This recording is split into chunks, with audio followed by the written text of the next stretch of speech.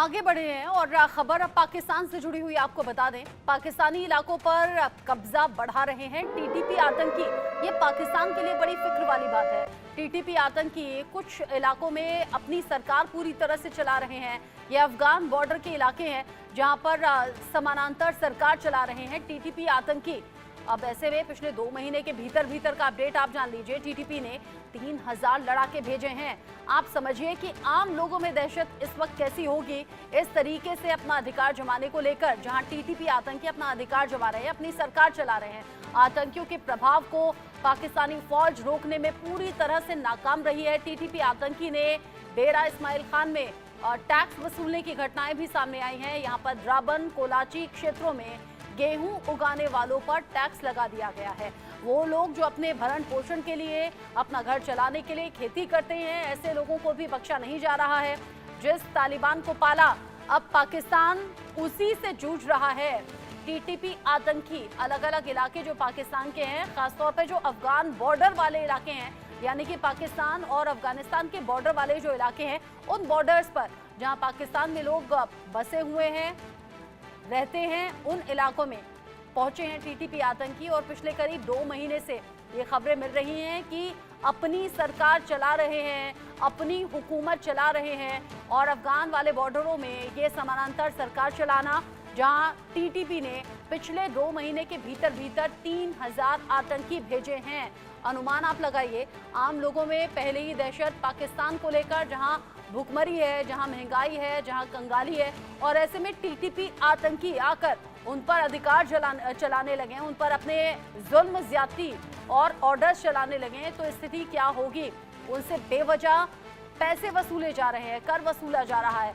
इस पर बात करेंगे। Group captain retired UK Devnath sir हमारे साथ में जुड़ गए हैं। Pakistan expert major retired Mohammad Ali Shah भी हमारे साथ में जुड़े हुए हैं डिफेंस एक्सपर्ट के तौर पर। यूके देवनाथ सर, पाकिस्तान में एक बड़ा तबका है जो रोजी रोटी के संकट से जूझ रहा है, खासतौर से अफगान बॉर्डर के वो इलाके जहां पर लोग भरण पोषण अपना मुश्किल से कर पा रहे हैं। वहां टीटीपी आतंकियों का न सिर्फ जमावड़ा है, बल्कि हुकूमत अपनी चल रही है, सरकार अपनी चल रही है। गेहूं उगाने वाले लोगों से बड़ा टैक्स वसूला जा रहा है। पूरी तरह से जुल्म ज्यादती वहां लोग झेल रहे हैं। सोल्यूशन कुछ है नहीं। पाकिस्तान ने इसी आतंक को तो पाला था। जी हाँ, पाकिस्तान को समझ नहीं आ रहा है कि टीटीपी के आतंकियों से किस तरह से डील किया जाए। अंग्रेजों के जमाने से ही हम सबको मालूम है, जो हम फौज में थे, मिलिट्री में थे, एयरफोर्स में थे, कि वहां का जो इलाका है, वजीरिस्तान का एरिया, खैबर पख्तूनख्वा के आगे का एरिया, अफगानिस्तान का जो पख्तिया एरिया है, खोस्त एरिया है, वहां के जो ट्राइबल्स होते हैं उनको अपने में बहुत ज्यादा यकीन है। वो अपनी इज्जत और इकबाल को बहुत प्यार करते हैं। अंग्रेजों ने भी कोशिश की थी कि फौज का इस्तेमाल किया जाए। रॉयल एयरफोर्स, जो इंडियन एयरफोर्स थी, रॉयल एयरफोर्स का हिस्सा, उसका इस्तेमाल किया जाए, उनके ऊपर बॉम्बिंग की जाए, लेकिन वो भी उनको दबा नहीं पाए। अभी पाकिस्तान पिछले कुछ दशकों से बहुत कोशिश कर रहा है कि अपनी आर्मी की आर्टिलरी का इस्तेमाल करे। तो खाने का इस्तेमाल करने के बावजूद पाकिस्तान एयरफोर्स के F-16 ने वहां बॉम्बिंग की पिछले साल। इसके बावजूद वहां के जो खूंखार ट्राइबल्स हैं, हम उनको आतंकवादी कहते हैं, लेकिन वो समझते हैं कि वो अपनी इज्जत के लिए लड़ रहे हैं, वो काबू में नहीं आ रहे हैं। पाकिस्तान की सरकार अगर समझती है कि उनको डराकर, धमकाकर और उनको फौज के बूट के तले कुचल कर कंट्रोल में लाएगी, तो ये उनकी गलत फहमी है। एक ही तरीका है इनको कंट्रोल में लाने का, वो है प्यार से और मोहब्बत से। जी। लेकिन प्यार और मोहब्बत की भाषा समझ में भी आनी चाहिए। मेजर मोहम्मद शाह, क्या आपको लगता है कि प्यार से या मोहब्बत से, उस भाषा से समझ में आएगा आतंकियों को? क्योंकि आतंकी तो सिर्फ गोला बारूद की भाषा समझते हैं, लेकिन बड़ी दिक्कत ये भी है कि पाकिस्तान के वो लोग जो अफगान बॉर्डर पर बसते हैं, उनके पास विकल्प कुछ है नहीं इस जुल्म ज्यादती को सहने के अलावा।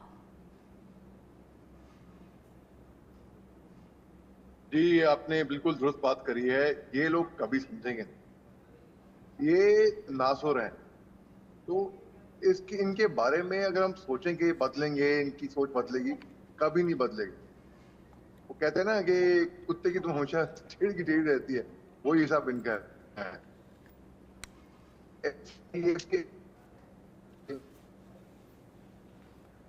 मेजर शाह, ये लोग ठीक 15 लाख कटवा लेकर मेजर दुबई शाह, गए, नेटवर्क इशू यूएई है। गए।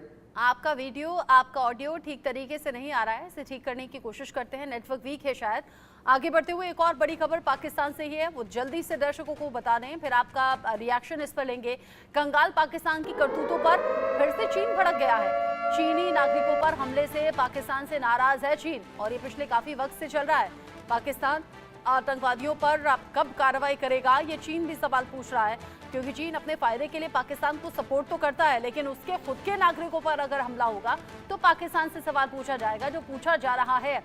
आतंकवादियों पर लगाम लगाए कंगाल पाकिस्तान, ये सीधे सीधे चीन ने चेतावनी दे दी है। साथ ही चीन कह रहा है सुरक्षा का वादा करने से चीनी नागरिकों को यकीन ही नहीं है, सीपीईसी को सुरक्षा देने के प्रयास काफी नहीं है, ये चीन ने सीधे सीधे कह दिया है। मेजर शाह, चीनी नागरिकों पर हमला हुआ, पाकिस्तान जो भरोसे के लायक है नहीं, भारत तो कभी भरोसा नहीं करता है, लेकिन बड़ी बात ये चीन खुद कह रहा है कि भरोसे लायक नहीं हो।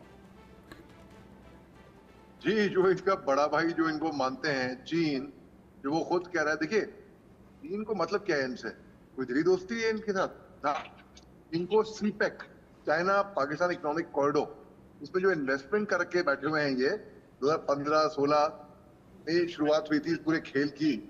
तो इनकी दोस्ती के हम क्या निकलवा ले, इन्होंने अपनी जमीन ऑफर करी चीन को, तो बेसिकली शेर बेचे, गधे के माफिक शेर बेचे चीन को।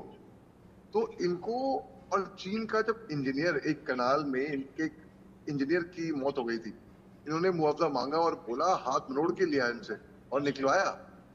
तो बेसिकली हैं किसी के नहीं, ना ही चीन और ना ही पाकिस्तान। ये बात सबको समझनी पड़ेगी, और यही एक वजह है कि आज की तारीख में हिंदुस्तान के हर एक से अच्छे रिश्ते हैं, बड़े अच्छे रिश्ते हैं हमारे, केवल चीन और पाकिस्तान में छोड़ के। क्यों, इसे सोचा है कभी? एक तरफ हमारी दोस्ती ईरान से भी है, इसराइल से भी है, हमारी दोस्ती यूक्रेन से भी है, रूस से भी है, हमारी दोस्ती अमेरिका से भी है, अन्य देशों से है। लेकिन आप देखेंगे, अगर चीन दोस्ती भी करेगा किससे, सोलोमन आइलैंड से पीछे बैक रूट से, क्योंकि सोलोमन आइलैंड का पहले एक पैक्ट हुआ था ऑस्ट्रेलिया के साथ, क्योंकि सोलोमन आइलैंड्स 800-900 का एक छोटे छोटे द्वीप इकट्ठा है, तो वहां पे law and order problem, pirate problem, काफी की प्रॉब्लम थी। चीन ने दोस्ती करी। अब तो चीन और पाकिस्तान ये ऐसे मुल्क हैं, दो ऐसे वाहिद मुल्क हैं जो नासो कभी करना ही नहीं चाहिए। टीटीपी के जो आतंकी हैं, हथियार के दम पर सरकार गिराने का ऐलान भी कर रहे हैं, इस्लामी शासन पूरी तरीके से चाहते हैं, और ये अलग अलग ऐसी वजह है कि टीटीपी के आतंकी जो अपना आतंक है वो धीरे धीरे और ज्यादा फैलाते जा रहे हैं। पिछले सिर्फ 2 महीने में 3000 आतंकी टीटीपी भेज चुका है। इन सब के बीच में एक और बड़ी खबर है, यूएनएससी में पाकिस्तान ने फिर से अलापा है कश्मीर का राग। यूएनएससी का अस्थायी सदस्य बनने पर बौखलाया है पाकिस्तान। अस्थायी सदस्य बनते ही पाकिस्तान ने फिर से कश्मीर का मुद्दा छेड़ दिया। कश्मीर के लोगों के लिए हर संभव मदद की जाएगी, ये पाकिस्तान कह रहा है। 2 साल तक सुरक्षा परिषद का सदस्य बना रहेगा। पाकिस्तान का कार्यकाल जो है वो 1 जनवरी 2025 को शुरू होगा। पाकिस्तान को 193 सदस्यीय महासभा में 182 वोट मिले हैं।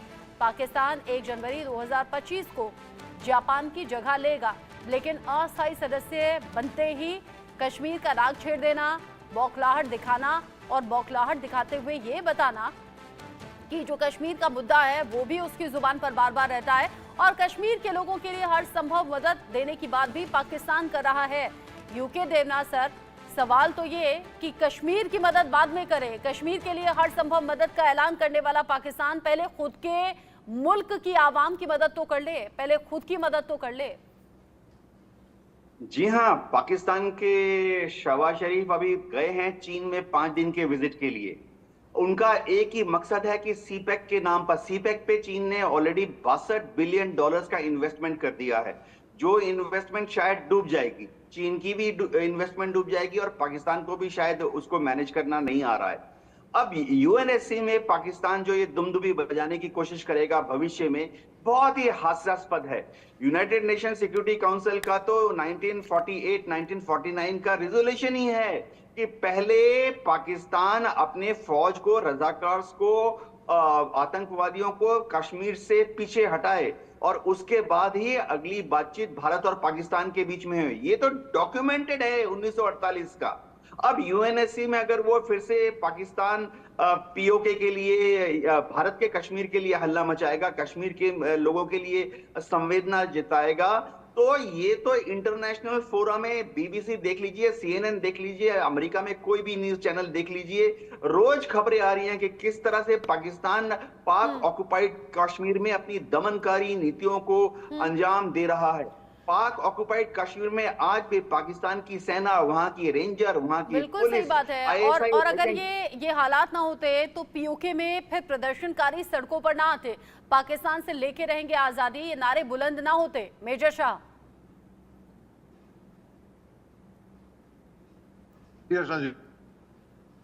मेजर शाह, यूएनएससी में अस्थायी सदस्य बनने पर पाकिस्तान न सिर्फ बौखलाया है बल्कि कश्मीर का राग भी छेड़ दिया और ये कहा है कि कश्मीर को हर संभव मदद हमारी तरफ से मिलेगी, जो खुद हेल्पलेस है।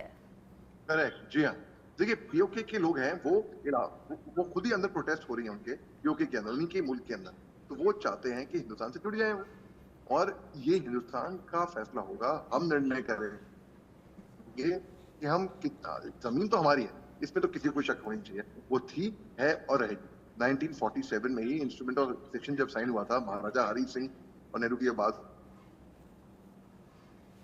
हुई थी, तो बात ऑलरेडी तय हो चुकी थी। ये अलग बात हुई कि ये गैर कानूनी तरीके से हमारे जमीन पे, हमारे मुल्क पे कब्जा करके बैठेंगे। हम चुप बैठेंगे क्या? नहीं, आज ही तो कल इनको जमीन खाली करनी पड़ेगी। वो क्योंकि मैं तो ये नहीं कहूंगा कि शामिल होएगा, होना पड़ेगा वापस, ऑलरेडी है, था, है और रहेगा। तो इसमें कोई शक इनकी बात इनको होनी चाहिए।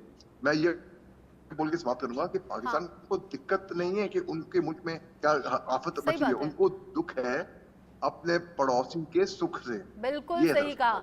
ये उन लोगों में से हैं जो अपने दुख से दुखी नहीं होते बल्कि पड़ोसी के सुख से दुख बहुत ज्यादा होता है। पाकिस्तान जो अलग अलग मोर्चों पर बेइज्जती झेल चुका है। एक और खबर पाकिस्तान की बेइज्जती से जुड़ी हुई है। सऊदी अरब ने फिर से पाकिस्तान की घोर बेइज्जती कर दी है। सऊदी ने पाकिस्तानी नर्सों को दिखाया है बाहर का रास्ता। पाकिस्तान की 92 नर्सें सऊदी अरब जिन्हें देश से निकाल रहा है, और सऊदी ने नर्सों को निकाले जाने पर पाकिस्तानी जो आवाम है उसमें नाराजगी भी देखी जा रही है। हुक्मरान अपनी हरकत सुधारे वरना और फजीहत होगी, ये सीधे सीधे सऊदी अरब ने कह दिया है। सऊदी अरब ने पाकिस्तान की 92 ऐसी नर्सें हैं जिन्हें बाहर का रास्ता दिखा दिया है, और नर्सों को बाहर का रास्ता दिखाने के बाद पाकिस्तान नाराज भी है इस काम के बाद, यानी कि इस कदम के बाद, और सीधे सीधे सऊदी अरब ने कह दिया है हुक्मरान अपनी हरकत सुधारे वरना इस तरह की फजीहत तो और भी होगी। यूके देवनाथ सर, हिंदुस्तान है जिसका कद लगातार बढ़ता है, हिंदुस्तानी जिन्हें बाहरी देशों में सम्मान भी मिलता है, मौके भी मिलते हैं, और यहाँ पाकिस्तान जिनकी नर्सेस को ही बाहर का रास्ता दिखा दिया गया। बहुत ही पाकिस्तान के लिए नॉर्मल खबर है। पाकिस्तान से हजारों, 10,000, 20,000 लोग जो हैं वो सऊदी में काम करते हैं, गल्फ कंट्रीज में काम करते हैं। वो जो थोड़ा बहुत रेमिटेंस भेज रहे हैं उसी से पाकिस्तान की विदेश मुद्रा भंडार में थोड़ी बहुत मदद मिलती है।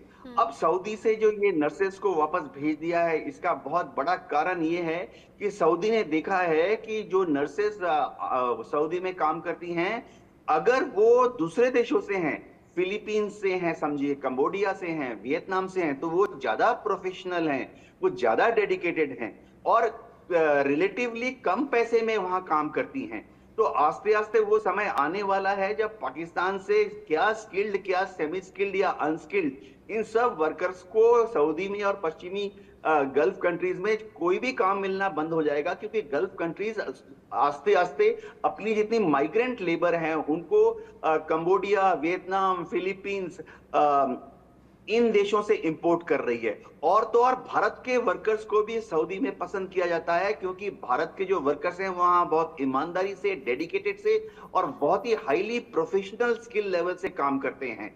जी, अब ये प्रोफेशनलिज्म पाकिस्तान के लोगों में नहीं, और साथ ही साथ जिस तरीके से सऊदी अरब से मदद की आस लगाए हुए पाकिस्तान रहता है, ऐसे में सऊदी अरब के इस कदम से बेचैनी तो बहुत ज्यादा बढ़ गई होगी पाकिस्तान के लोगों में, पाकिस्तान के हुक्मरानों में। मेजर शाह,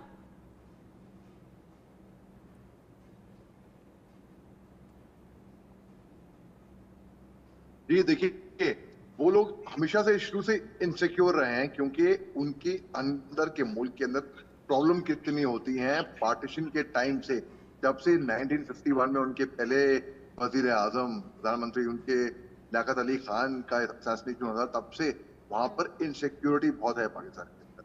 तभी वो, क्योंकि इतनी इनसिक्योरिटी है, वो लोग बहुत चीजों से परेशानी से जूझते हैं। और जब वो देखते हैं कि कोई ऐसा मुल्क जहाँ पे बड़े देर सीलिंग थ्रू बड़े आसानी से वो लोग तैर रहे हैं, तो इनको दिक्कत तो होती है, इनको मिर्ची लगती है।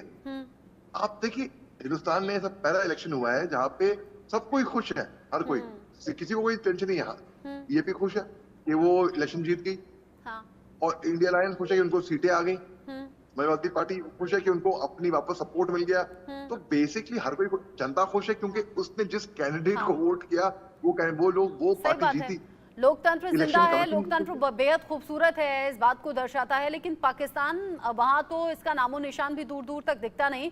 साथ ही साथ आवाम का जो हाल है वो हर दिन आती हुई खबरें और वीडियोस बता देते हैं। इन सब के बीच में एक और खबर है, अदियाला जेल से जुड़ी खबर, इमरान खान से जुड़ी बड़ी खबर। अदियाला जेल में चूंकि बंद है इमरान खान, वहीं से एक अपडेट मिल रहा है। इमरान खान को जेल में आलीशान सुविधाएं मिल रही हैं। शहबाज सरकार ने सुप्रीम कोर्ट में रिपोर्ट सौंपकर बड़ा खुलासा किया है। जेल में टीवी है, कूलर है, इन सभी चीजों का इस्तेमाल कर रहे हैं इमरान खान। कैदी हैं इमरान खान, बावजूद इसके इन सभी चीजों का इंतजाम उनके लिए है। इमरान को अलग से रसोई समेत एक्सरसाइज करने की जो इक्विपमेंट्स होते हैं वो भी दिए जा रहे हैं। 10 महीने पहले इमरान ने सरकार पर आरोप लगाया था और ये कहा था जो बेसिक बुनियादी चीजें हैं वो भी मुझे नहीं मिल रही हैं। साथ ही साथ अपने और अपनी पत्नी के लिए उन्होंने कई आरोप भी लगाए थे कि हमें जान से मारने की कोशिश है, खाने में टॉयलेट क्लीनर मिलाकर दिया जा रहा है, ये भी बातें कही थी। साथ ही कहा था जो बेसिक चीजें हैं वो भी मुझे नहीं मिल रही हैं। लेकिन अब शहबाज सरकार ने सुप्रीम कोर्ट में बाकायदा रिपोर्ट सौंपी है। रिपोर्ट सौंपकर ये खुलासा किया है, टीवी, कूलर, इन सभी चीजों का इस्तेमाल, साथ ही साथ एक्सरसाइज करने के लिए भी इक्विपमेंट्स दिए गए हैं, अलग से रसोई भी। यूके देवनाथ सर, ये सब चीजें सुनकर तो ऐसा लग रहा है जेल ही है या अलग से कोई रिजॉर्ट है? जी ये पाकिस्तान, रचना जी, ये पाकिस्तान की जो एस्टेब्लिशमेंट है उसकी प्रोपेगेंडा का एक हिस्सा है। पाकिस्तान की एस्टेब्लिशमेंट ने पिछले 1 साल से इमरान खान को यातनाएं देने में कोई कसर नहीं छोड़ी है। जेल में जितने भी विजिटर्स गए हैं उन सब ने इस चीज को कंफर्म किया है कि इमरान खान को बहुत ही सीमित दायरे में रखा गया है। उनको कोई भी एक्स्ट्रा सुविधा नहीं दी जा रही। उनको आम कैदियों के साथ जिस तरह का दुर्व्यवहार पाकिस्तान की जेलों में किया जाता है, किया जा रहा है। अब पाकिस्तान की जो जेल मैनुअल है उसमें बहुत क्लियरली लिखा है कि किसी भी कैदी को कोई भी अगर विशेष सुविधा दी जा रही है तो वो एक स्पेशल कमेटी जिसमें एक डॉक्टर मेंबर होगा उसके सलाह पर ही दी जाएगी। अगर पाकिस्तान की सरकार ये दावा कर रही है कि इमरान खान को ये सब सुविधाएं दी गई हैं तो उनको इसको वीडियो दिखाने की जरूरत नहीं है। उनको सिर्फ इतना करना है कि इमरान खान के जो पॉलिटिकल दोस्त हैं या इमरान खान के जो करीबी रिश्तेदार हैं उनको जेल के अंदर ले जाकर विजिटर आवर्स में ये सब दिखाएं। ऐसा पाकिस्तान की एस्टेब्लिशमेंट ने अभी तक नहीं किया। महज कुछ फोटोज को या कुछ वीडियोस में जिसमें कूलर दिखाया जा रहा है, टीवी दिखाया जा रहा है, इनको इंटरनेशनल मीडिया में डालकर प्रोपेगेंडा करना, ये तो प्रोपेगेंडा वॉरफेयर का हिस्सा है, जिसमें भी ऐसा झूठा प्रोपेगेंडा करने में पाकिस्तान के जो हुक्मरान हैं वो हमेशा से ही बहुत ही एक्सपर्ट रहे हैं। जी अच्छा, जिस तरीके से ये तस्वीरें या फिर ये जो दावा किया जा रहा है मेजर शाह, इमरान खान सच्चे हैं या फिर शहबाज सरकार सच्ची है? ये आपका बड़ा अच्छा सवाल है। ये ऐसा है, ये बड़ा मुश्किल सवाल है वैसे, क्योंकि कोई सच्चा है ही नहीं, कोई दूल्हा दुल्हन नहीं है, सबके सब टेढ़े हैं वहां पे। और वहां पे कुछ भी हो सकता है, वहां पे कुछ भी हो सकता है। कोई भी किसी भी हद तक वहां पे, मैं ये नहीं कहूंगा जा सकता है, मैं कहूंगा कोई भी किसी भी हद तक वहां पे गिर सकता है। तो ना शहबाज सच्चे हैं ना इमरान सच्चे हैं, ये दोनों में बस एक दूसरे के चट्टे बट्टे हैं और एक दूसरे को काटने में लगे हैं, अपने इंटरनल पॉलिटिक्स खेलते हैं। और वहां की आवाम जो है वो कहती है हम बेवकूफ हैं, हमें बेवकूफ बनाओ, हमें बेवकूफ बनना है। तो अब क्या कर सकते हैं हम? कोई कुछ नहीं कर सकता जब वहाँ की आवाम ये बोलती है। ऐसा लगता है कि वहाँ जो पॉलिटिशियंस हैं अपनी अपनी सहूलियत के हिसाब से आरोप भी बना लेते हैं, फिर उन्हें प्रूफ करने में भी लग जाते हैं। लेकिन कुल मिलाकर चाहे पक्ष है या विपक्ष है, जो आपने बिल्कुल ठीक कहा, आवाम बेवकूफ बनती है और नुकसान भी वहां की आवाम को ही होता है, जो होता आ रहा है, जिसके कई सबूत हम देख भी रहे हैं। Major Shah, UK Devnath sir, बहुत शुक्रिया आपका इस डिस्कशन में साथ में रहने के लिए। पाकिस्तान जो हर दिन के साथ अपनी हालत और ज्यादा बदहाल कर रहा है और सुधारने वाला दूर दूर तक दिखाई देता नहीं। एक छोटा सा ब्रेक यहाँ पर ले रहे हैं, लौटेंगे।